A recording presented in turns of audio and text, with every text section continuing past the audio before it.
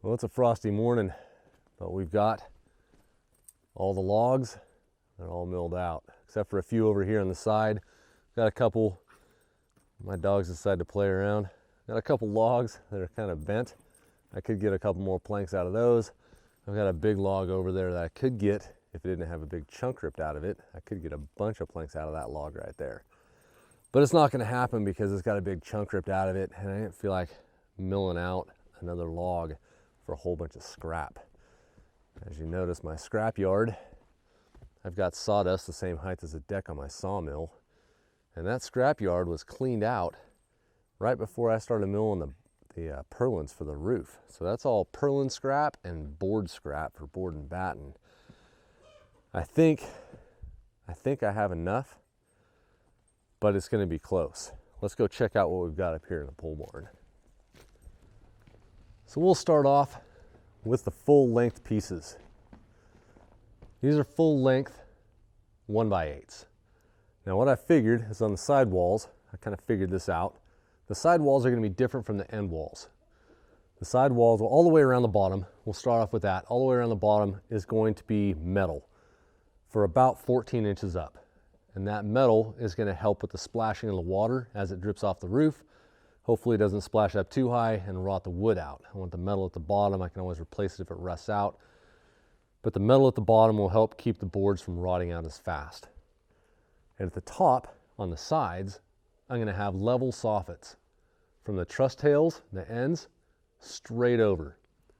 So any board going down the side only needs to be 14 foot 4 inches by my calculations, give or take an inch on that. We'll figure it out when we get the soffits set up and the metal on the bottom. We'll know an exact length.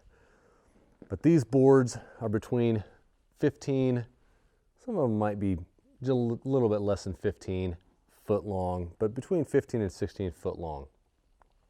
And I have enough to do 11 sections out of the 13 we need to do. 11 sections plus 3 boards on the top. Now we talked about putting windows in. So if I get 4 foot wide windows, I won't need to have full length pieces where the windows are going. So I've got milled out 13 foot long 1x8s. There's enough there to do almost 2 sections. If you add the 3 from the top over there onto this, there's enough to do 2 sections. So we have 11 sections and 2 sections, makes 13 sections. Hopefully enough wood to do it. That's cutting it close. Now what we also need to think about is the gable ends up above the walls where the rafter or the trusses are.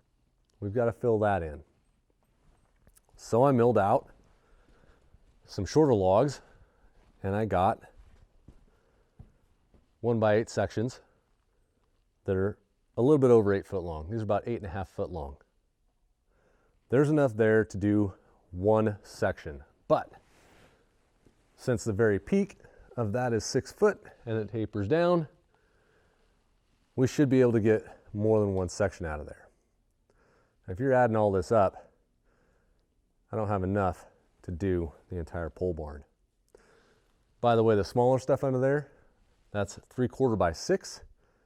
That's enough to do the barn doors that are going to cover the door opening. That's plenty, should be plenty to do both barn doors so they slide both ways. But the 1x8s are the things we're running a little short on. And I'm hoping that with 3 4 foot wide windows, I'm hoping I can find 4 foot wide windows. I really don't want to spend a whole lot of money on windows for a barn. So I'm going to hit the restore places, the recycle places, Craigslist Marketplace, all those places, see if I can find opening windows that are about 4 foot, maybe 5 foot wide. That's going to help me with the full length pieces, not having to have as many. What I hadn't remembered, because it's been a long time since I did this, I have down there by the sawmill a big stack of 1x6. 1 inch thick, 6 inch wide. Huge stack of it. I also have a little bit of 1x8. These are 13 foot long. 1x8s. Not that whole stack, but there's enough to do almost a complete section, just in the bottom little bit of it. Almost a section of 13 foot long 1x8 down here. And that might just save my tail. But I've got to figure out how many windows I need and how long they need to be with the amount of full length pieces. I've got enough to do 11 sections, but the sections that are going to have a window are still going to have, it's a 12 foot long, 12 foot wide section. So if I put a 4 foot wide window in there, there's still 8 foot that needs full length pieces. So I might need to get 4 windows. I don't know. I'm gonna have to figure this out, guys, because I'm out of logs. I have no more logs that I can get 1x8s that are 16 foot long. I'm fresh out of 16 footers. I have logs over there that I can get 3/4 by 6 for the doors, but the doors are already done. That wood's milled out. Don't need any more of that. Maybe there's another tree out back I can go get if I have to, but I've got to figure it out pretty quick because the snow's a coming. And once the snow's here, it's going to be hard to get a log rolled down that little path onto that sawmill. And believe me, I'd much rather mill in the snow than in the rain. It's super hard to get motivated when it's dumping rain on you. That's part of the reason some of this is taking so long, is because it's been raining for the past week. So I'd come out in the mornings and I'd start milling, and it'd just start, it would always drizzle just a little bit, but it would start dumping rain. So I'd shut the sawmill down and I'd go inside so I don't get soaked. Once you're soaked and cold, you don't feel like working at all anyways. So go inside, wait a half hour, 45 minutes for the rain to let up a little bit, so it's just drizzling again. Go outside, mill some more out. Just took way too long to get the rest of this milled out.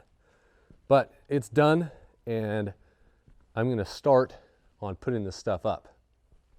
The one thing I do want to get done is the roof peak. I don't know if you can see it. Hopefully you can see it. The roof peak's not on there yet.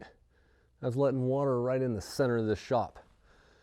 Today, not a cloud in the sky, the sun's out, it's warming up. As soon as the roof is frost-free and dry, I'm gonna get my rope out. I think my rope might still be hooked up there. I think it's still hooked up there. Get hooked up to that rope, get the roof peak out. I've got the little foam inserts. See that box in the back of the El Camino? That's the little foam inserts I was waiting for to enclose that roof cap. So I've got those. I just need to get the roof cap up there. And today is a beautiful day to get that done. So I'm thinking today I'm gonna work on the roof cap, get that done, and maybe I get the end pieces, the flashing for the end of the roof. Maybe I get that put up too.